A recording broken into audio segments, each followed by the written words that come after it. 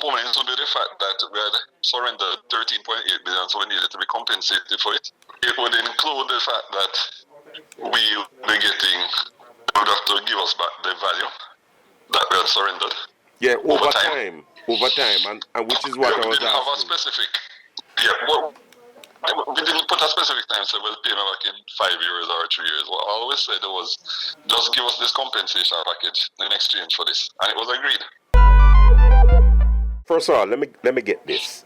This 13.8 billion in shares, right? Yes. Of dollar value. Yes, that was the value of the shares. Right. When we surrendered them. Yes. In July 2021. Yes. You were to be paid over time. How long? No. What I'm saying, we owned 95.1 million shares at the time, between the both of us, which had a value of 13.8 billion. Yeah, man. And we surrendered those to the company. Right. So the company now had an asset valued at 13.8. And then we negotiated a package going forward, right, which would represent some components. The components would be the fact that we had surrendered 13.8 billion, so we needed to be compensated for it. Right.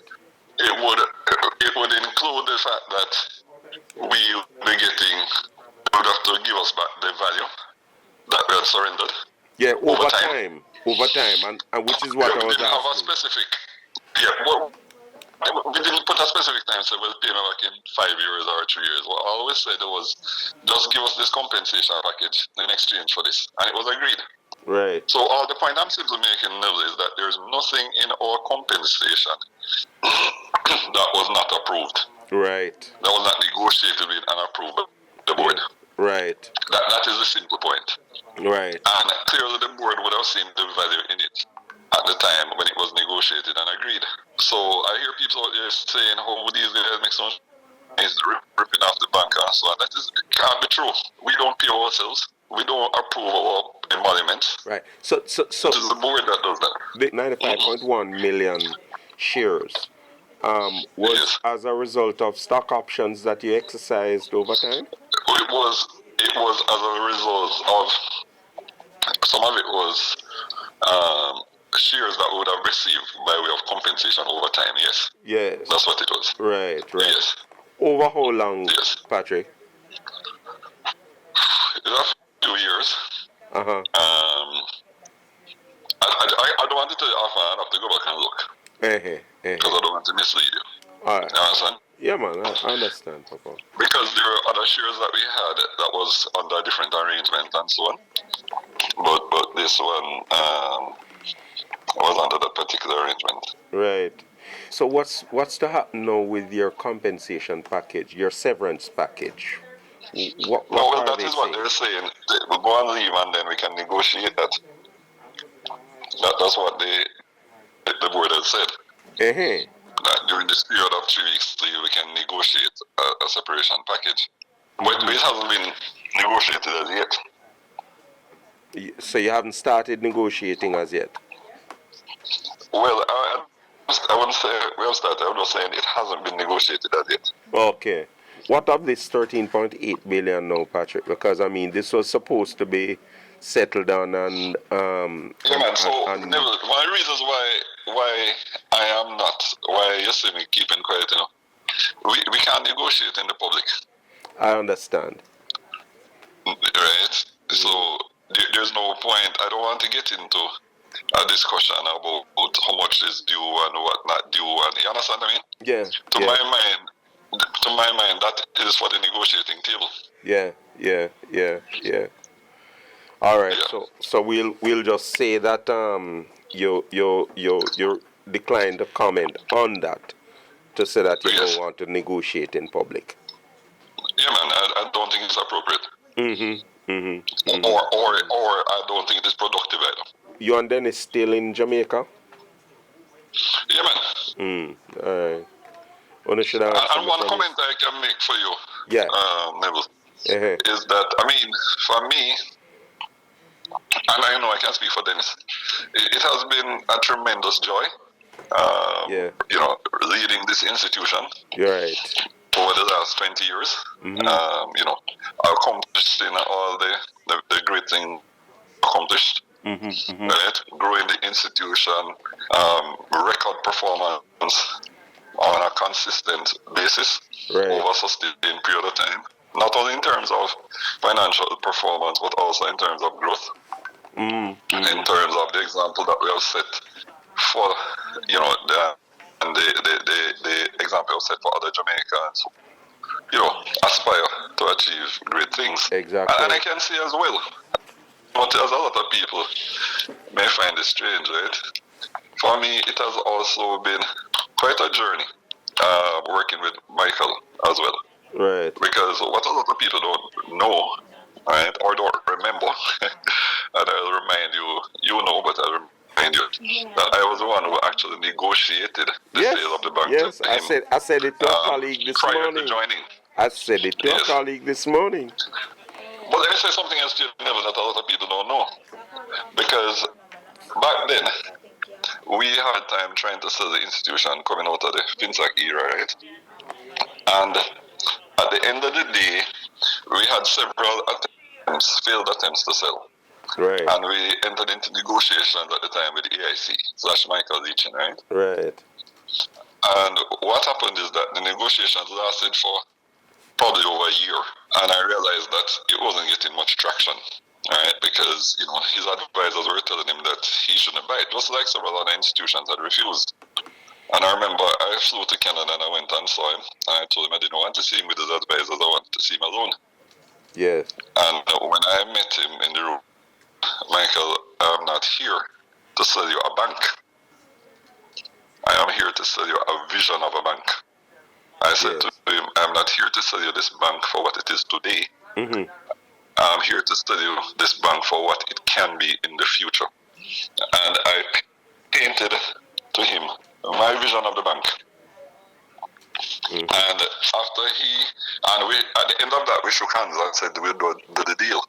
Right? And the rest, as I say, is history.